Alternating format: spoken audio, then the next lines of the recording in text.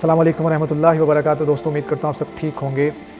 حال ہی میں آپ نے دیکھا کہ اقرار الحسن بھائی جو ہیں وہ حق خطیب جو ہیں جو کہ ایک سو کالڈ پیر بنے ہوئے ہیں اور ان کے ہزاروں میں بھی ہو سکتا ہے لاکھوں میں مرید ہوں، ان کے آستانے پر چیلنج کے ساتھ گئے اور ان کو ایکسپوز کیا اور بقول اقرار الحسن بھائی کے ان سے نہ کوئی آیت پڑھی گئی، نہ ہی انہوں نے کوئی صورت سنائی، صرف انہوں نے اتنا کہا کہ میں بسم اللہ الرحمن الرحیم پڑھ کے جو ہے وہ دم کرتا ہوں، اور آگے جو میں پڑھتا ہوں وہ میرا معاملہ ہے، وہ میں آپ کو نہیں بتا سکتا۔ اور بسم اللہ جو ہے وہ بھی ان سے صحیح نہیں پڑھی جا رہی تھی۔ اور پھر انہوں نے دوسرا بڑا جو ہے ایکسپوز جو ہوئے وہ کہ انہوں نے کہا، ایک کرامت کے بارے میں ذکر کیا، اور پھر انہوں نے کہا کہ معی الدین جو ہیں ان کے ساتھ منسوب کی، اور پھر ان کے جو مرید تھے اس نے صحیح پروناؤنسیشن کی کہ معین الدین چشتی، وہ کہہ رہے تھے محی الدین کے، پتہ نہیں ایسے کر کے بول رہے تھے۔ تو وہ جب وہ بوکھلاہٹ میں آئے تو انہوں نے پھر دوبارہ سے معین الدین کا نام غلط پروناؤنس کیا، معین الدین چشتی علی حجویری انہوں نے آگے بول دیا۔ یہ آپ کے ساتھ کلپ بھی آپ دیکھ سکتے ہیں۔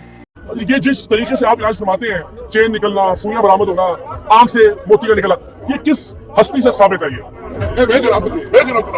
دیکھیے، بات یہ ہے، کرامت کس کو کہتے ہیں؟ کرامت اس چیز کو کہتے ہیں جو سمجھ سے باہر ہو۔ اگر ادائے رسول خواجہ صاحب نے ایک مرید کو کاسا دے کر بھیجا تو انا صادر اس میں سارا سمٹ گیا، تو پھر اس کو بھی پھر کرامت نہ مانے۔ خواجہ صاحب نے کس نے ذرا؟ خواجہ محی الدین چشتی۔ جی محی الدین چشتی صاحب۔ خواجہ محی الدین چشتی۔ جی محی الدین چشتی صاحب۔ آپ نہ بولیں، آپ نے بات کرنی ہے، آپ پہلے بھی آج نہ کریں نا سر، میں ان سے بتا دوں، آپ حضرت ایک نے بات کرنی ہے۔ محی الدین چشتی علی اجمیری، محی الدین چشتی علی اجمیری، محی الدین چشتی علی اجمیری، محی الدین چشتی علی اجمیری۔ حضرت کو نام ہی دیا کسی شخصیت کا۔ یہ لوگ چلیے تو اتنی بوکھلاہٹ صرف اسی شخص کو ہو سکتی ہے جو جس کے پاس علم نہ ہو اور جو صرف لوگوں کو دھوکہ دے رہا ہو۔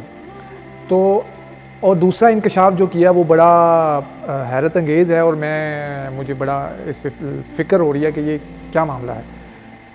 انہوں نے بتایا کہ جب ہم ان کے آستانے میں انٹر ہوئے تو ہمارے mobile phone, internet, wifi devices سب جیم ہو گئے۔ ایسے انہوں نے جیمرز لگائے ہوئے ہیں کہ کوئی بندہ اندر سے باہر کانٹیکٹ نہیں کر سکتا، اگر کسی کو مدد چاہیے تو وہ باہر مدد کے لیے کسی کو نہیں بلا سکتا۔ تو یہ ایک بڑی خطرناک چیز ہے کہ اس طرح کے جیمرز کیوں لگے ہوئے ہیں۔ اگر فار ایگزامپل کوئی بندہ اندر جاتا ہے اور وہ کوشچن رائز کرتا ہے کہ جی حق خطیب صاحب یہ جو آپ کرامت کر رہے ہیں یہ تو ایسے ویسے، مطلب کوئی سوال اٹھا لیتا ہے نا، اللہ کا بندہ کوئی اندر چلا جاتا ہے تو وہ سمجھ لیں کہ باہر اس کا آنا ناممکن ہے۔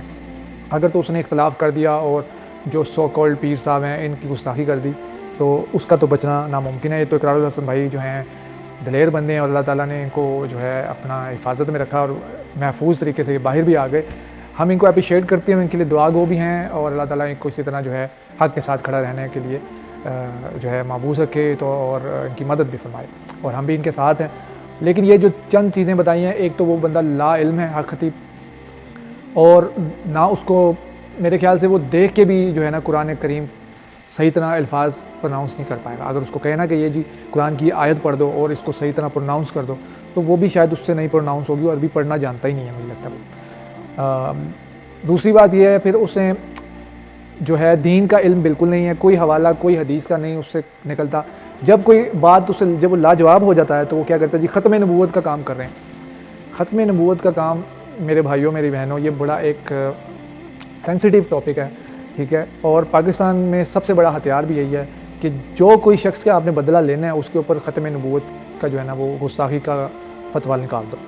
تو بس لوگ بڑے بڑے جیسے جنرل باجوہ صاحب ہیں جو ایکس آرمی چیف تھے، ان کے اوپر بھی جو ہے قادیانیت کا فتویٰ لگا تھا، تو انہوں نے بھی اپنا محفل منعقد کروائی اپنے گھر میں اور اس کی تصویریں پوسٹ کروائیں سوشل میڈیا پر۔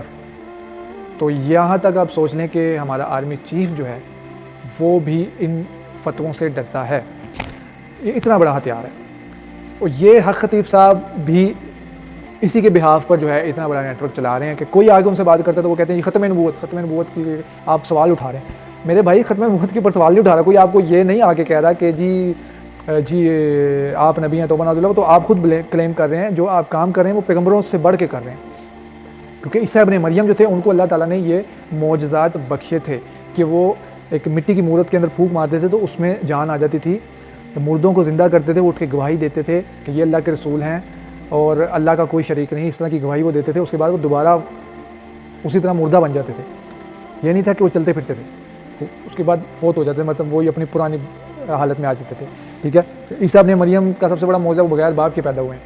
ٹھیک ہے. نبی پاک صلی اللہ علیہ وآلہ وسلم جو خاتم النبی ہیں، ان کے معجزات کیا ہیں؟ انہوں نے چاند کے 2 ٹکڑے کیے ہیں، انہوں نے ان کے انگلیوں سے پانی کے چشمے جاری ہوئے اور چند ہزار صحابہ تھے جنہوں نے اس پانی کو پیا اور سیف بھی کیا. پھر اس کے بعد جانوروں کو بھی پلایا. اور صحابی پھر فرماتے ہیں جو اس کو روایت کرتے ہیں، وہ کہتے ہیں اگر ہم 1 لاکھ بھی ہوتے تو پھر بھی وہ پانی زیادہ تھا.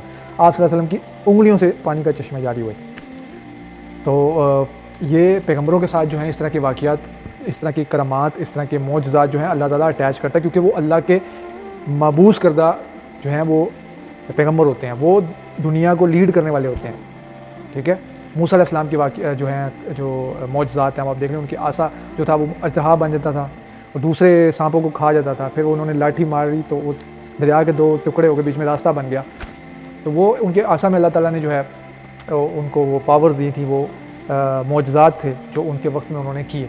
سلیمان علیہ السلام جو تھے ان کے ساتھ معجزات ایسے تھے کہ وہ چرند پرند کی جو ہے وہ باتیں سن بھی لیتے تھے، ان سے کر بھی لیتے تھے. ہوائیں ان کے جو ہیں تھیں تابع تھیں. اور قرآن میں انہوں نے اللہ سے دعا بھی کی کہ ایسی بادشاہت کسی کو نہ دیں. تو ایسی بادشاہت کسی کو نہیں اللہ تعالیٰ نے دی کہ جو جانوروں سے بات کر لے، ہواؤں کو جو ہے موڑ دے. وہ سلیمان علیہ السلام کی خاصیت ہے. تو تمام انبیاء کرام جتنے بھی ہیں ان کے ساتھ معجزات جڑے ہوتے ہیں. جب انبیاء کرام اب دنیا میں نہیں ہیں، کیونکہ نبی پاک صلی اللہ علیہ وسلم آخری نبی تھے اور آخری رسول تھے، ان کے بعد نہ کوئی نبی آنا ہے، نہ کوئی رسول آنا ہے، نہ اور کوئی کتاب آنی ہے. یہ قرآن کریم جو ہے یہ آخری کتاب ہے، یہ وہ ہمیں دے گئے ہیں. ہم نے اس کو پکڑنا ہے، اسی کے اوپر ایمان رکھنا ہے، اسی سے ہم نے اپنی زندگی کا جو ہے ہر قدم جو ہم نے چلنا ہے، ہم نے اس قرآن کے مطابق چلنا ہے. ہم سے کوئی غلطی کوتاہی نہ ہو، کیونکہ یہ اللہ کے احکامات ہیں اس میں. تو اگر کوئی غیر نبی کہے کہ میں ایسے ہاتھ پھیرتا ہوں، 3 بار پھونک مارتا ہوں، بیمار ٹھیک ہو جاتے ہیں، اندھے ٹھیک ہو جاتے ہیں، پیرالائز بندہ چل کے بھاگنے لگ پڑتا ہے، اور جادو جن کے اوپر ہوا تھا ان کے جو ہے اندر سے کیلیں نکلنے لگ پڑتی ہیں، بلیڈ نکلنے لگ پڑتی ہیں، آنکھ سے چین نکلنے لگ پڑتی ہے. تو اگر یہ غیر نبی کہہ رہا ہے اور اس کی حالت یہ ہے کہ اس کو نہ عربی آتی ہے پڑھنا، کہ اس کو آیت آتی ہے، نہ اس کو کوئی حدیث آتی ہے، جب اس سے بات کی جائے کہ جی آپ بتائیں یہ کہاں سے آپ کو جو ہے آپ کو جو مطلب یہ طاقت کہاں سے ملی ہے، علم کہاں سے ملا، تو وہ محی الدین چشتی کا نام لیتے ہیں اور ساتھ علی اجویری بھی کہہ دیتے ہیں.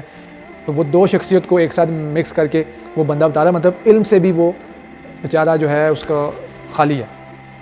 تو ایسے لوگ جو ہیں یہ دین کا بھی مذاق اڑا رہے ہیں، اور جب غیر مسلم اس طرح کی چیزیں دیکھتے ہیں تو وہ کہتے ہیں یہ ہیں جی مسلمان، نہ ان کے پاس علم ہے نہ دین ہے. ان کے نبی جو تھے وہ ان کو کیا سکھا کے گئے اور یہ کیا کر رہے ہیں. تو میرے خیال سے اگر کوئی آج دعویٰ کرتا ہے کہ جی میں ایسے کھڑا ہوں اور میں پھونک ماروں گا یہ ٹھیک ہو جائے گا، تو میرے خیال سے وہ ختم نبوت کے اوپر ڈاکہ مار رہا ہے. کیونکہ غیر نبی کو اللہ تعالیٰ اس طرح کی معجزات نہیں دیتا. ہاں اللہ کے ولی جو ہوتے ہیں ان کو اللہ تعالیٰ جو ہے ان کی دعاؤں میں اثر ہوتا ہے. اور مزے کی بات یہ ہے وہ اس طرح آستانے لگا کے نہیں بیٹھے ہوتے. وہ اللہ کے ولی ایسے ہوں گے جن کے گھر میں نہ کھانے کو صحیح ہوگا، 2 وقت کی روٹی بڑی مشکل سے کما رہے ہوں گے، اور وہ اپنے بچوں کو تعلیم بڑی مشکل سے دے رہے ہوں گے، حتیٰ کہ پہننے اوڑھنے کو ان کے پاس کپڑے بھی نہیں ہوں گے، لیکن وہ 5 وقت کی نماز ادا کر رہے ہوں گے اور اللہ سے شکر ادا کر رہے ہوں گے کہ یا اللہ ٹھیک ہے تو نے مجھے جتنا دیا ٹھیک ہے، بس یہ زندگی میری جیسے ختم ہوگی میں انشاءاللہ اللہ کے پاس جاؤں گا اور جنت میں جاؤں گا. وہ آپ کو لاکھوں میں شاید چند ملیں گے دنیا میں. وہ اس طرح نہیں ہوگا کہ رنگ برنگے کپڑے پہنے، آستانے بڑے بڑے ان کے لاکھوں مرید ہیں اور وہ آ رہے ہیں شفا پا رہے ہیں، فیض پا رہے ہیں. ایسا نہیں ہوگا. وہ اللہ کے ولی جو ہیں نا موجود ضرور ہیں دنیا میں، لیکن ان کا کسی کو پتہ نہیں ہے. ان ولیوں کو خود نہیں پتہ. ان کی میں نے آپ کو نشانی بتا دی ہے کہ اس فتنے کے دور میں وہ ان سب فتنوں سے بچے ہوں گے. سب سے بڑا فتنہ مال ہے، آپ صلی اللہ علیہ وسلم کی حدیث مبارک ہے. دوسرا فتنہ عورت ہے، ٹھیک ہے. وہ ان سب چیزوں سے بچے ہوں گے اور وہ ایک سادی سی زندگی کہیں پہ گزار رہے ہوں گے. نہ ان کے پاس ذریعہ معاش ہوگا، کیسے کر کے اللہ تعالیٰ ان کو 2 وقت کی رزق دے رہا ہے، اور وہ اسی انتظار میں ہوں گے کہ بس یہ زندگی ختم ہو، جب بھی اللہ بلائے گا ہمیں ہم اللہ کے پاس جا کے یہ کہہ سکیں کہ یا اللہ جو تو نے ہمیں دیا تھا اس پہ ہم نے صبر کیا، شکر کیا، اور دیکھ ہم تیرے پاس آ گئے. ہم نے لیکن تیرے احکامات کو ہم نے جو ہے نہیں چھوڑا. ہم نے یا اللہ تیرے جو ہیں عبادات ہیں اس پہ ہم نے جو ہے تاخیر نہیں کی، ہم نے اس کو چھوڑا نہیں، ہم نے باقاعدگی سے اس کو کیا. اب ہم پھر اللہ تعالیٰ کو انعام دے گا. وہ ہیں اللہ کے ولی، ان کو بھی نہیں پتا. تو ناظرین اسی کے ساتھ اجازت دیجیے. السلام علیکم ورحمۃ اللہ.